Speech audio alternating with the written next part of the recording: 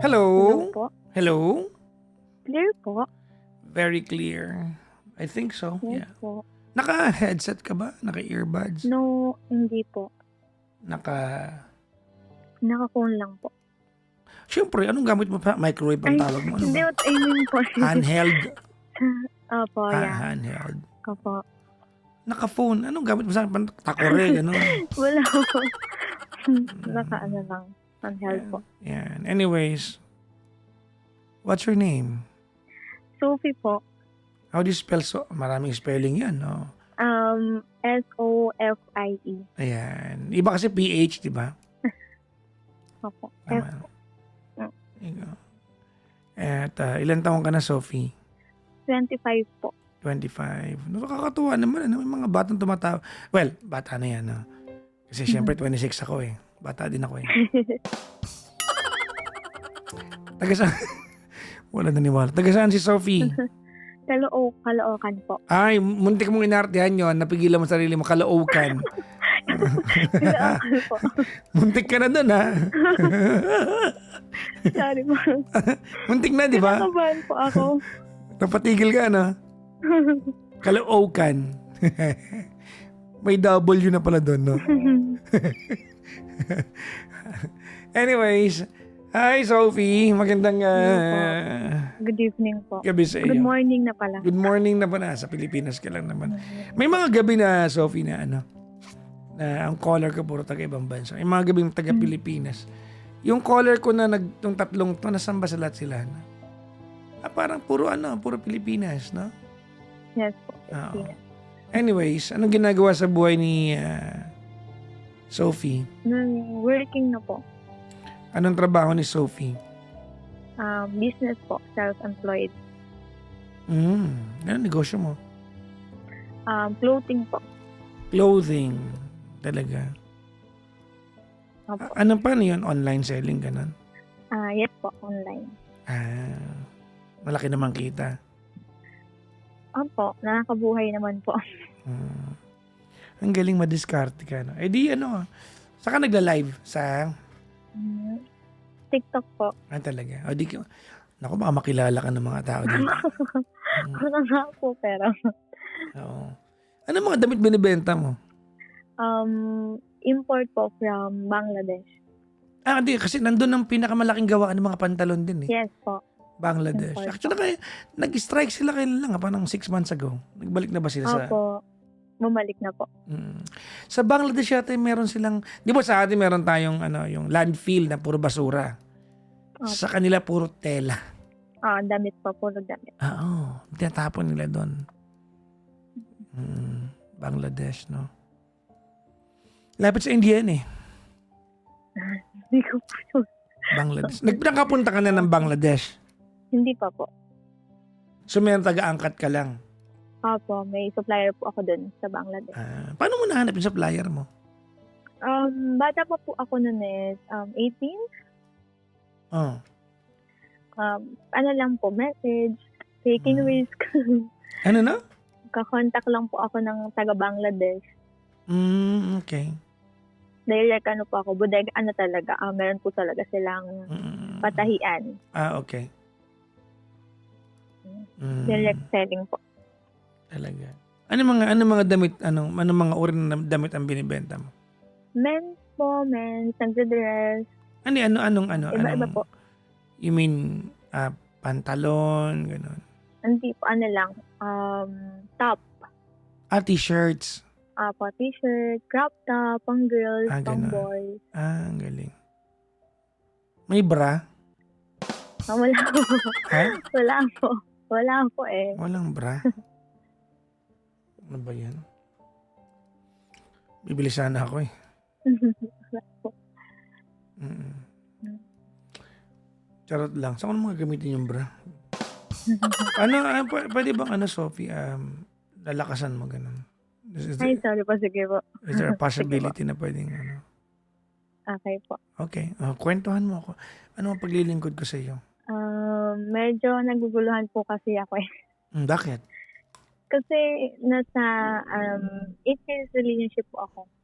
Sorry? Ano yun? Hindi ko mag-gets. 8 years po. 8 taon na kayo. relationship. Yes. High school sweetheart.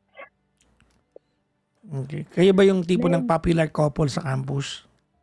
Yeah. May ganun no? Yung lahat kinikilig sa inyo, no? Di ba may ganun no?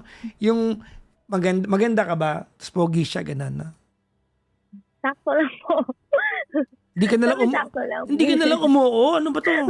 Ano ka ba para sa'yo na nga? Mid po, mid. Ha? Mid naman kami. Okay naman kami. Sige. Okay. O, tapos? Medyo naguguluhan po kasi ako kasi syempre sa ganitong age dapat building future. I mean, hindi naman po ako nagmamadali. Pero kasi syempre ako po kasi matagal na po akong graduate. 4 years na po akong graduate. Siya po kasi nag-aaral pa siya. Okay. Yeah. Pero pag-graduate naman na po siya. And parang sa akin po kasi di ko po alam. Kapag po kasi tinatanong ako, syempre po pag 8 years na kayo, tatanungin kayo kung sure na ba kayo sa isa't isa. Hindi naman yung palaging question eh. Ang sabi Sino yung mga pakialam meron tatanong sa iyo? Hindi, sino yung mga yan? Yung family, okay, friends, ganun. Ganun po. Alam ba nila yung sitwasyon? I mean, nag-aaral siya. I mean, right now, the biggest thing in his life is his education, not marrying you. Po. Kaso nga lang po kasi, hindi ko po kasi masagot kung yes. Kahit okay. So, ikaw yung may problema na sa sa commitment. Yes po. Hindi ko po alam kung yes ba. So, have you fallen out of love? Is that what you're saying? Hindi naman somehow, pero hindi naman po fully kasi naiintindihan ko naman, hindi naman po palaging mahal yung isa't isa. Dumaan na rin naman po kami sa phase na gano'n eh. Pero po kasi, ang nakikita ko po kasi sa kanya, potential. Marami pong bagay. Pero kasi, at this moment po, hindi po yun yung, alam ko lang may potential siya. Pero, sa nakikita ko, parang Potential na ano? Sorry, anong potential? Sa buhay po, sa future. Hindi, anong klaseng potential? What about it? Work po, sa work. Potential saan? Like, sa work po. Building future po. Hindi yun. Ano po? Potential saan? Hindi. Pag sinabi potential, specific yan. Sa pagtatrabaho po. Parang ang tamad niya po kasi. May tanong nga ako eh. Ba't ngayon lang siya graduate? Yeah. 25 na kayo parehas. Kasi po, tumagal, nung high school po ako, marami po siyang moments na tumigil siya sa school. Kasi nasi-shake po yung siya mismo. Wala po. I mean, gets ko naman po nung mga time na yon kasi wala silang magulang. So, parang naging nanay na po ako, naging ate. Kapag po kailangan sa school, dati ako po pumupunta. Kapag hinahanap yung family niya, ako po pumupunta. Bakit ikaw? Kasi wala, hindi po present. Hindi po present yung nanay niya. Hindi po present yung mga kapatid niya. Bakit? Yung nanay niya po kasi OFW. Yung kapatid niya naman po mga nag-aaral before. Tapos may mga sarili-sarili po silang buhay. Okay. So parang wala po wait lang. nasandalan. So you are very much aware of his circumstances. Yes po. Okay. Hanggang sa nag-high school po, senior high school, parang tinatamad na po siyang mag-aral. Ayaw niya na pong mag-aral. Pero pinilit ko po siya to the point na ako po'y gumagawa ng mga schoolworks niya. Ako po yung sumasalo sa lahat ng mga gagawin niya para lang po makapagtapos siya ng senior high school. Nakatapos naman po siya ng senior high school. Nag-college po siya. Nung nag-college naman po siya, akala ko okay na kasi nakatapos siya ng senior high school. Pero hindi po, marami pa rin siyang bagsak. Minsan po di siya pumapasok. May mga times po na sasabihin niya sa akin, papasok siya pero magko-computer lang siya. Well, I'm starting... Wait lang ha. I'm starting to question. Asan yung potential? Kasi po, nung nagbago naman po siya. Hindi yun. Ano yung potential? Yeah. Ano ba yun? Sinasabi mo na lang ba yun dahil mahal mo yung tao? Yes. Lahat ng possible. Siyempre kapag mahal mo naman po isang tao, lahat ng possible na makikita mo, kahit isa lang yan, kakapitan mo yun. Kasi matagal na po kami. Kaya kahit 0.1% po yung nakikita ko, tinignan ko po yun. Hindi ko po siya iniwan. Nagbago naman po siya. Pero may mga moments po na sa school, alam mo yung school na nga lang yung gagawin mo, nagkakaram ka pa, gagawin mo siya, pasahan na, cramming na, tapos Uy, minsan, naku, maraming nakapasa sa ganyan, ha? okay naman po yun Pero may mga kasi, tao na ano na they work productively pag nape-pressure sila. kaso nga lang po ending, bumabagsak po siya sa ibang subject. Kasi Yun nga, lang. nagkakram siya, nalilate po siya. Yung sinasabi ko, yung pag nagka-cram, nung cramming, effective siya, hindi. Tapos ako po kasi, personally, high maintenance po kasi ako. Anong kahulugan nun? Kasi, parang, may kotse na po ako, may ipon na po ako. Hindi naman high maintenance tawag dun. Ano ka Hindi. ba? Hindi po kasi marami po akong ginagawa sa sarili ko right now. Like, gusto ko pong kumain sa ganito, sa mamahalin, gusto ko pong bumili ng ganito. Yung life ko po before, nag-upgrade kasi nga po, nagtatrabaho po ako. Parang, ako po, nag-upgrade yung buhay ko, siya, nandyan pa rin siya. Hindi high maintenance ang tawag doon. Ano, kumbaga, ano ka na, medyo established na yung lifestyle mo. Yes po. Medyo negative kasi pag sinabing high maintenance, di ba? Okay po. It has a negative connotation pag yun ang sinasabi, high maintenance. Yes po. Kung deserve mo naman yun kung ano di ba? Yes. Opo. Kung tawag nito kung pinagpagura mo naman yun. Tapos minsan po, kapag nagtatrabaho ako, parang napupursik ko. Nasa po kasi, may studio po ako doon. May kwarto po yung studio. Lagi lang po siya nasa studio. Hintayin niyo po ako matapos magtrabaho. Nakahiga lang siya doon. So, minsan tinitingnan ko siya kung kami ba talaga or mabibigay niya ba yung pangarap kong buhay. Kasi gusto ko ng magandang buhay. Alam niyo po, kasi kaya ko namang ibigay yun sa sarili ko. Pero kasi, syempre, nagkaangat din po ako ng tao na kahit ibigay din sa akin yun. Kahit alam niyang kaya ko. Kaya, di ko po alam. Naguguluhan ako kasi mahal ko kasi siya. Kaya, kahit 1% yan, titingnan ko. Kaso nga lang, may sinasabi sa akin ng mga friends ko na, paano kapag di pala kayo, ganyan, nandiyan ka pa din, nai-stuck ka sa kanya, mamaya ikaw pa bumuhay dyan pagdating ng araw. Buhayin mo pa yan. Masama din ugali ng mga friends mo, no? Feeling ko, yung reaction ng mga friends mo kasi yan ang premise ng kwento mo sa kanila.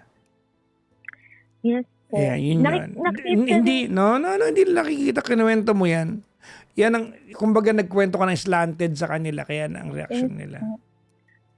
Pero po kasi kapag nandun naman po ako sa desisyon na yun, sinasabi ko naman sa sarili ko, mabait naman siya. Mahal naman siya ng pamilya ko. Pinagsisilbihan naman niya ako. Tapos, ganun po yung iniisip ko. Kaya naguguluhan na po ako sa sarili ko kung ano ba talaga yung gagawin ko. Kasi patagal po ng patagal. Hindi ko na po alam Naguguluhan na po ako Kung okay pa ba, kung tuloy ko pa ba, or kausapin ko na siya, may paghiwalay na ako kasi feeling ko, nabibigatan na ako. Kasi feeling ko buhat ko pa rin siya. Yun po. What do you mean buhat? Hindi ka man nagbibigay sa kanya financially, no? Hindi naman po. Pero most of the time, pag lalabas kami, ikaw? ako yung nagbabayad. Kasi ikaw yung may kotse, di ba? Yes, ako yung may trabaho. Siya yung passenger princess. Hindi pa siya marunong mag-drive. Kaya, ako po. Okay. Hindi ko po alam. Struggles namin dalawa. Hindi ko po alam. Tapos, Meron po akong, hindi naman po siya inaano kasi Christian po kasi ako. Mm. Ano po ako, marriage before sex. So, wala pa pong nangyayari sa amin. Kasama po yun sa sa may nag-iisipan ko. Good yan. Kasi Iba nga ngayon, sex muna bago sagutin eh.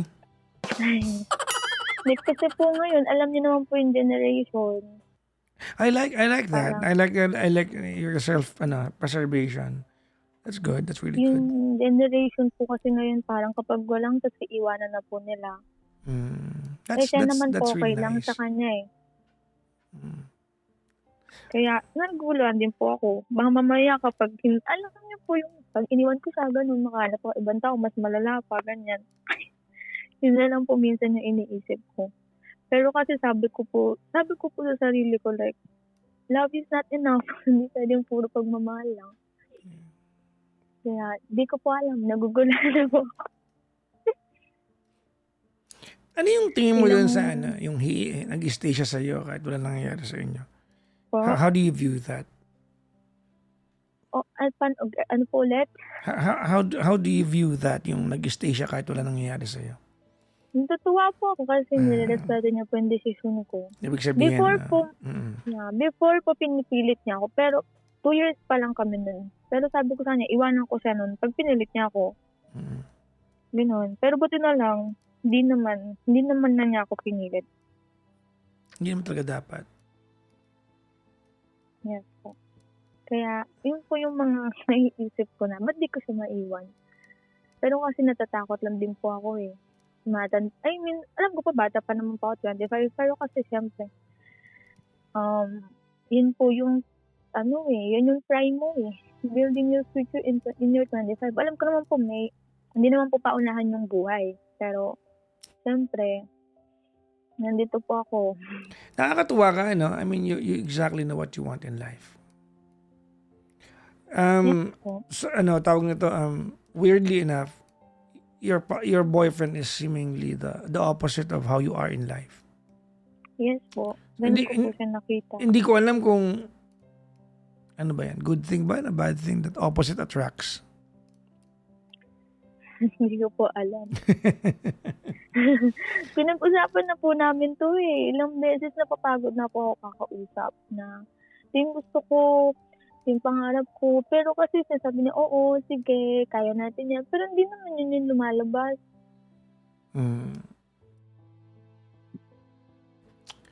Okay.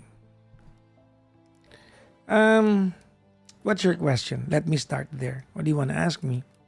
Gusto ko po itanong kung dapat po ba bang ituloy or ano po yung dapat po. Well, if you're second guessing yourself, then it's time for you to walk away from that relationship. Kung second guess mo na yung sarili mo, hindi ka naman tatawag sa akin kung walang possibility na pwede mo siyang iwanan eh. Tama, Yes mali? po.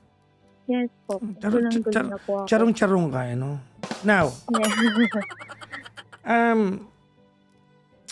I want to be so clear with how I'm going to talk to you. Okay? Ready? Yes po. Okay. Well, first, let me start by saying congratulations to you. You have achieved a lot in life, very young age, no? You are feisty when it comes to, you're feisty and relentless. Very unrelenting ka when it comes to achieving the things that you want in life. Tama ka, mali? Yes I po. guess I said that, tawag nito, accurate enough, no? And true enough, no? You built a personality that your parents can be proud of. No? And I think it's natural that you're going to look for the same qualities from your boyfriend, from a partner. Tama? Apo. But, may but ako eh. Ganito, if we just quantify what you have achieved in life and compare that to what he has as a person, it will immediately be sensible na ang magiging payo sa'yo ng kahit sino is iwanan siya. Kasi you don't travel in the same circle eh. But I think to look at it that way is unfair. Hindi siya fair. Di ba? Because he is yet to finish his education. And his education is not the measurement of his person. Nakaka-relate ka, ma'am? Yes po. Now, kanina, sabi mo, very striking when you said that, and I completely agree with you. And alam ko po na 25 ako, and this is the prime years to be building my life. You said that, right? Yes po. And you know, Yeah. I completely agree with you. In the same manner, if we follow that context and we apply that to him, pareho magiging tama kayo when pag sinabi niya na 25 pa lang naman ako, ba't ba ako nagdamadali sa buhay? Because you are too feisty achieving a lot of things at 25. In the same manner, if applying that logic, he's just too chill because he's 25. You define your age differently from each other. Nakakasunod ka? Yes po. Pero is it hindi pa po magkaiba na po kami na. Inisip ko po kasi na baka magkaiba na kami ng pangarap sa buhay. Well, if you quantify with the things that you have, talaga magiging magkaiba kayo. But you know what life has taught me? Do you want to know? Yeah. Life has taught me that there's no value to what you can achieve in life if nobody will give meaning to it. Yes po. Yes. Now, let's be realistic sa kwentuhan natin ngayon. Is he hurting you in any way or oppressing you as a partner? No, he's not. He's not just as relentless as you are. At hindi niya kasalanan na that's his facing in life. It will be unfair kasi nahanapin mo sa kanya yung facing ng buhay mo. You know naman po. There are two options. Iwanan mo siya at humanap ka ng unrelenting na lalaking kagaya mo so you can understand each other. Or you teach him how, di ba? Or give him the inspiration. Which I think, feeling ko naman sa kwentuhan natin, feeling we have done enough. Tama, no? Pero may hinala kasi ako na, hello? Sophie, are you still there? Did we lose her? Hello, Sophie? Ang ganda ng kwentuhan. Let me get her back on the line, mga kaibigan. This is a very, very insightful conversation. It is a very, very insightful conversation. Let me call her back.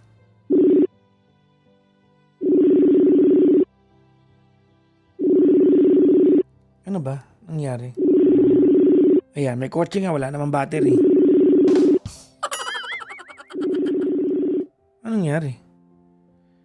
Nagre-ring eh. Natay ko lang yung ringer sana. Ano ba yan? Napaka-interesting ng topic eh.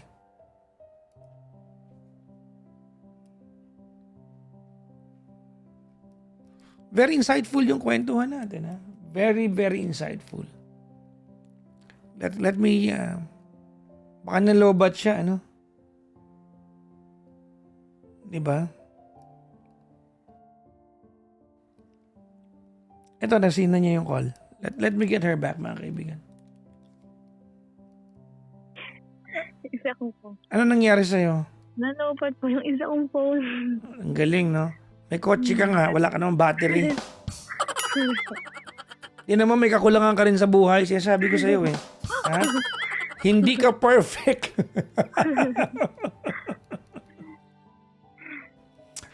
What was the last thing that you heard from me? Yung insightful po. That was the last thing that... Yeah. Yung ba sinabi? No. Before naputol kanina. Magkaiba po, hindi niya po kasalanan kung nandyan siya sa face ng buhay niya. Yeah. True. In the same manner that you think that 25 years of age is a prime years, di ba, to develop who you want to be in the future, no? The logic can be applied to him. Maybe he looks at life that I'm 25 and I'll never be 25 again, so I'll take it easy. Pwedeng ganun eh. And both of you are not wrong. Kung yan yung argumento ninyo. Hindi ko lang kung narinig mo ito kanina. Hindi mo kasi pwedeng hanapin sa kanya yung facing ng buhay na meron ka.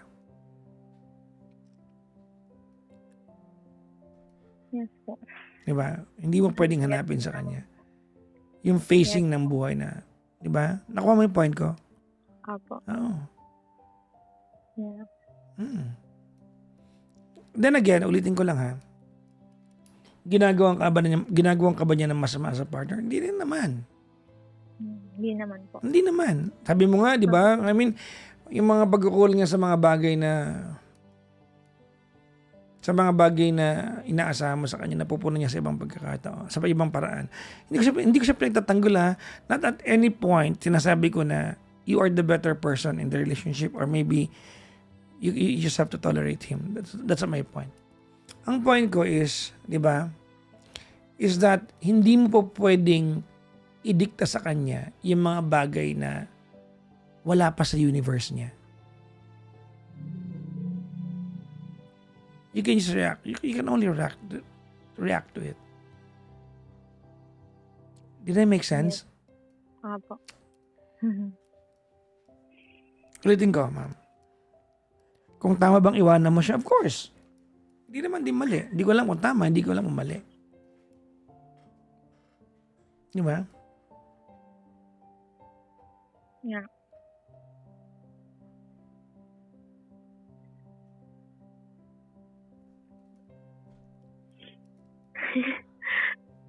What are your thoughts? Hindi ko po alam nag kasi. Eh? Mataas po kasi yung pangarap ko. Nangunguna po kasi yung pangarap ko ngayon eh. Mahal ko po siya pero nangunguna po kasi yung pangarap ko ngayon. Yeah. Sa pagmamahal po wala po kaso.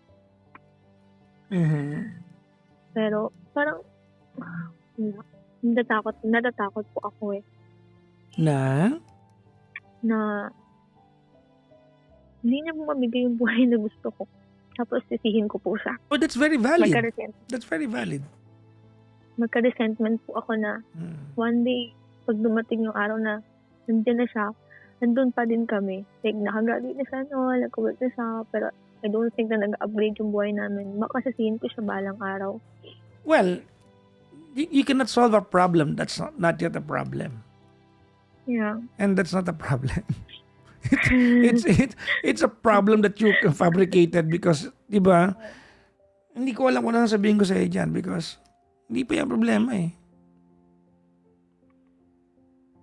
You are making it a problem. Tama ba? Opo. Iniisip ko po agad. Yeah.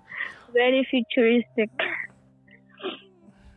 Well, that's one way of saying it or you're so judgmental. Hindi ko po alam. Gusto ko pong maging siya.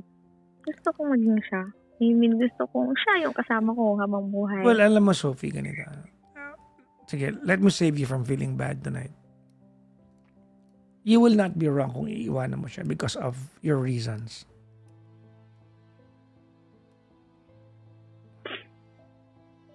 Okay?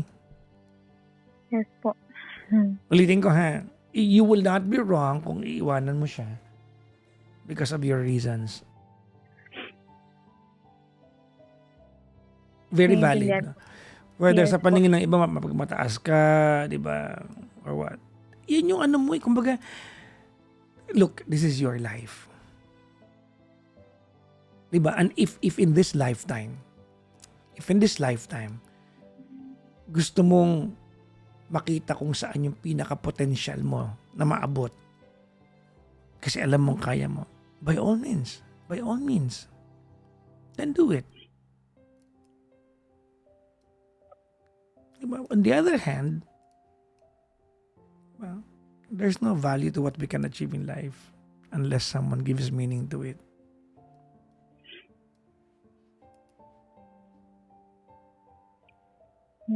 Naiintindihan ko po. How did you understand that?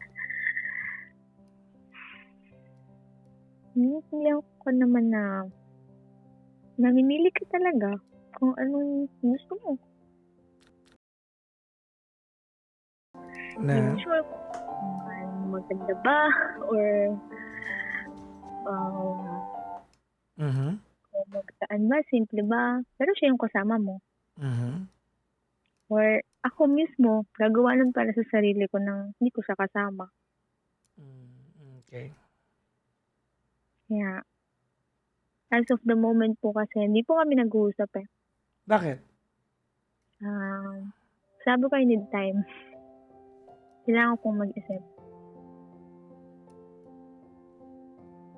Mga isang linggo na po. I need time. Oh, I think you're halfway out na.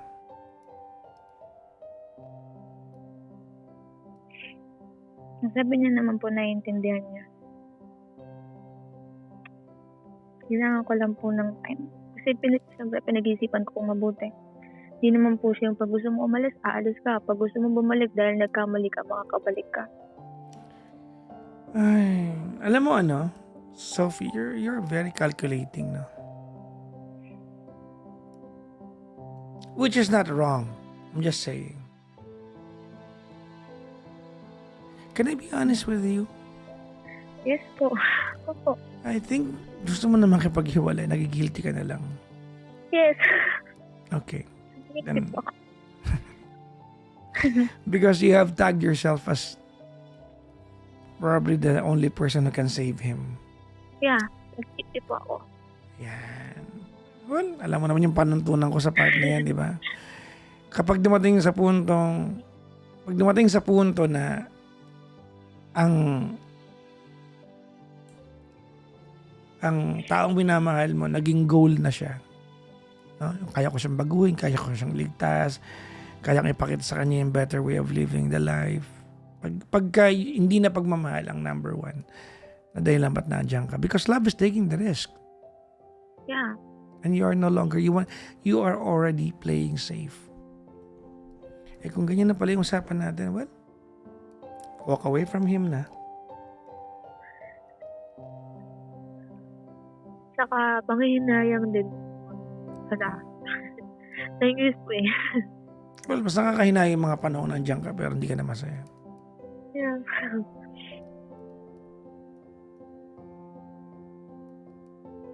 Nakapagpabigat pa, hinahanap pa siya palagi. Ano po yun? Kahit saan ako magpunta. Hinahanap mo siya palagi kahit saan ako magpunta. Yeah.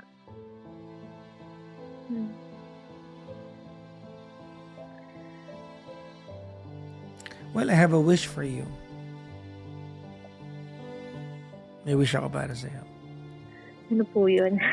I wish that all your dreams come true. Thank you po. Thank you po. Sabi naman po yun. Thank you. Yeah, because you are so ready to sacrifice a lot in life. So you deserve all the dreams to come true. Thank you po. No one can teach you how to become happy in life other than yourself. Kung hindi ka na happy sa kanya, wala sa amin ang pwedeng magdikta sa inyo yan. Ikaw lang yan. Did I make sense? Yes po. Parang ang nakita ko na po kasi like responsibilidad kong mahalin siya eh. Hindi dahil mahal mo siya eh. Naging responsibilidad na siya. Kasi partner mo siya. That is true. Kung mahal mo yung tao. Pero pag hindi mo siya responsibility. Naging choice na siya. I think you're trying to overcomplicate this so as not to feel guilty about it. Yeah. Well, say goodbye properly to him.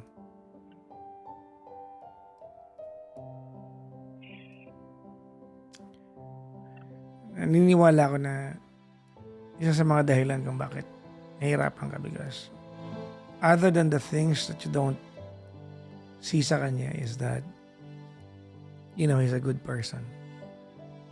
Thank you po. Yeah. He's just not the person that you're looking for to run alongside this lifetime with. And that's very valid. There's nothing wrong with that. Kukunin ko po yung quotes na yun. Papost ko. Papost ko po yun. Maganda pa yung sinabi niyo.